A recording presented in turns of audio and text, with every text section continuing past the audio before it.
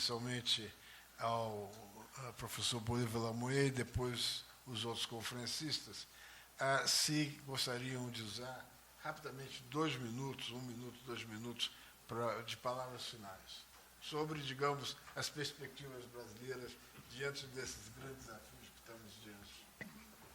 Não, eu só faço um pedido a cada um dos presentes aqui.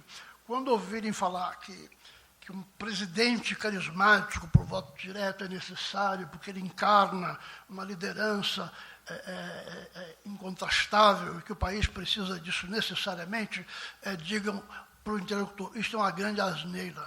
Sabe? Isto é uma grande asneira. O país precisa de instituições complexas e não carismáticas, e não populistas. Por favor, Roberto Freire.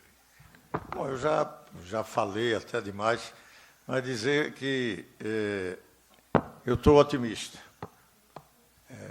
porque o mais difícil eu vivi nesses últimos tempos, que era tentar convencer que era necessário para o país que não caíssemos na ideia de que o governo sangrava e que talvez não fosse tão importante retirá-lo.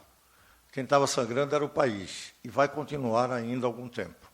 E era fundamental retirarmos do poder aquele que assumiu o poder, aparelhou o Estado e tinha um pensamento que era pensamento único e de permanecer no poder.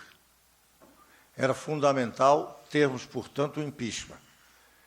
Quem é parlamentarista lamenta que ainda não tenhamos esse regime, que com a maioria simples, dentro da normalidade, se poderia já ter derrubado esse governo e derrubado governos que o sucedessem, desde que fosse entendido, sem necessariamente crime de responsabilidade, processo de corrupção, sem nada, apenas porque perderam a maioria para governar. Essa simplicidade de governos de maioria é que precisamos ter, e no momento que não tivermos, não tenhamos mais este governo. E se não tivermos a capacidade de construir maioria, que se dissolva o Congresso e se convoque novas eleições. Todo país mais civilizado, mais avançado democraticamente, avançou também de ser um filhote do absolutismo, da monarquia ou do império.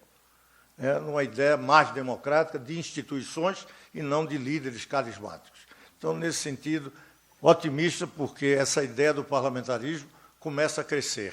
Nós perdemos o parlamentarismo quando o impeachment de Collor foi vitorioso, porque naquela oportunidade a ideia era de que, mesmo do presidencialismo, tínhamos remédio quando o presidente seria um desastre. Então, quando foi feito o plebiscito, fomos derrotados por essa ideia de que o impeachment resolveu os males do presidencialismo, não precisava do parlamentarismo.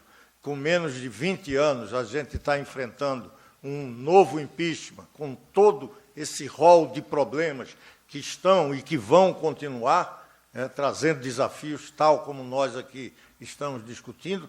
Pode ser que a sociedade brasileira entenda que o grande avanço é fazer a reforma política com parlamentarismo, tendo poder para característica central. Agradeço aí a atenção de todos e muito obrigado.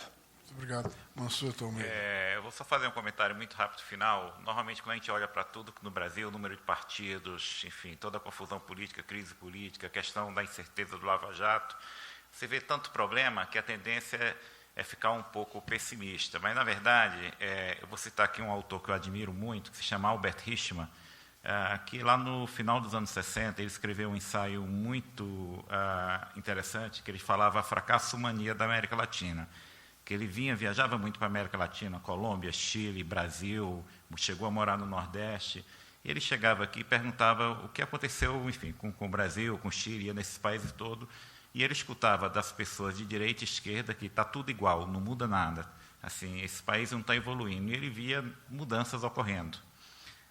E não há nada de errado em ser pessimista, mas o problema é que, quando você é tão pessimista e não vê mudanças ocorrendo, a sociedade ela perde a chance de pegar aquelas mudanças pontuais e transformar em algo maior, em ser o início de um ciclo de mudanças.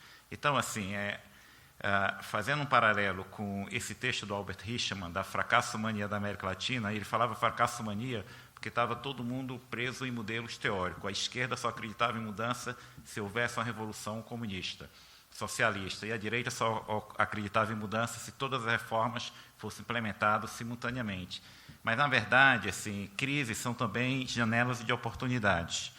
Não é bom, claro, estar numa crise, mas, infelizmente, a gente vem de um momento de crise, mas chegou a hora de, eventualmente, a gente levar todo o debate que é necessário para o Congresso e, como adultos, resolver o que o Brasil quer ser. Então, não vamos nos enganar. Quer dizer, um governo transparente, um governo sério, ele pode ajudar muito esse processo. Agora, de fato, qual reforma será feita no Brasil, quais reformas, em que grau, em que velocidade, isso é uma decisão da sociedade por meio do Congresso Nacional. Então, a solução dessa crise, o que será o Brasil do futuro, depende de nós e da pressão que a sociedade fará no Congresso Nacional. Obrigado. Ministro Gilmar Mendes. Bem, eu já disse, acho que durante a minha fala, eu tenho a impressão de que nós devemos investir energia, e acho que todos, de alguma forma, ressaltaram isso, acho que nesse sentido há um consenso aqui na mesa, no painel, na melhoria das instituições. Acho que, claro, todos nós estamos extremamente frustrados. Acho que antes da exposição belíssima do Mansueto aqui, eu tinha visto num Globo News painel já há algumas semanas, e ele mostrava que, mais do que tudo o que aconteceu, nós tínhamos aí um tipo de década perdida, acho que até usou essa expressão, não sei se estou sendo preciso, mas em função dessas disfunções que nós verificamos. E, por isso, acho que nós todos hoje estamos obrigados a pensar na melhoria das instituições. O que nós podemos fazer para progredirmos e, talvez, evitarmos reincidências, recidivas nesse quadro. É claro que o país é um país complexo e acho que por isso talvez houve êxito nesse tipo de desenlace. O que eu estou dizendo para aqueles que estão frustrados é que poderia ser muito pior, né? Porque, sem dúvida nenhuma, poderíamos ter tido, se o cenário se desenhasse como está naquele documento que foi referido aqui pelo professor Bolívar, muito provavelmente nós teríamos as Forças Armadas garantindo a mantença de um presidente que não tinha mais condições, ou de uma presidente que não tinha mais condições de governar. Coisa que mais ou menos está acontecendo, como nós sabemos hoje, na Venezuela, né? E algumas mudanças institucionais são extremamente importantes. E às vezes até passam desapercebidas. Vejam, senhores, que o Congresso Nacional, no ano passado, votou a tal, também assim chamada por conta das críticas, a tal PEC da Bengala. E eu, que nada tinha a ver com esse assunto, né, acabei me engajando na necessidade de que houvesse essa reforma e que se implementasse essa reforma que já tinha sido aprovada no Senado e que estava pendente na Câmara dos Deputados. A PEC da Bengala, o que isso significava? Significava a substituição, nesse curto período da presidente Dilma, de 5 nomes no Supremo Tribunal Federal. E eu cheguei até a falar, olha, dependendo das circunstâncias, nós podemos ter um risco de uma bolivarização da Corte, né? Alguns ficaram um pouco irritados e tal, mas não estava exagerando diante das circunstâncias políticas que se colocavam. Então, foi uma pequena mudança, mas que teve um efeito, acredito, benévolo e que ajudou-nos. E talvez, aqui já foi pontuado, algumas mudanças, inclusive de postura, de cultura, de responsabilidade, já sinalizam nesse sentido. Até pouco tempo, os jornais, os periódicos estrangeiros, falavam como se fosse uma mazela da Argentina, falavam em argentinização, a ideia da fraude dos números, não é? Nós vimos aqui pela exposição do Mansueto que isso também estava ocorrendo aqui, o que retira qualquer capacidade de fazer um diagnóstico sério porque sequer a gente sabe aquilatar o grau da doença que estamos, né, submetidos. Então, a base é essa, é partir de números sérios. E, claro, temos aí um trabalho enorme pela frente. Eu fiquei muito sensibilizado também com a exposição que o professor Bolívar fez sobre esse modelo que a gente vem desenhando e que já tem alguma resta, alguma referência já na Constituição de 88. Mas as corporações no Brasil se tornaram muito fortes. Não só as referidas, sindicatos e outros, também a dos servidores públicos. Um dos grandes milagres que hoje os senhores vão encontrar, e aí eu acho que a gente tem que debater isso em termos de governança, é a ideia de que todas as organizações mais importantes têm que ter autonomia administrativa e financeira. Então, qualquer instituição como tal diz assim, nós só vamos resolver o nosso problema se nós nos tornarmos autônomos administrativa e financeiramente. Ora, e agora isso virou uma contaminação.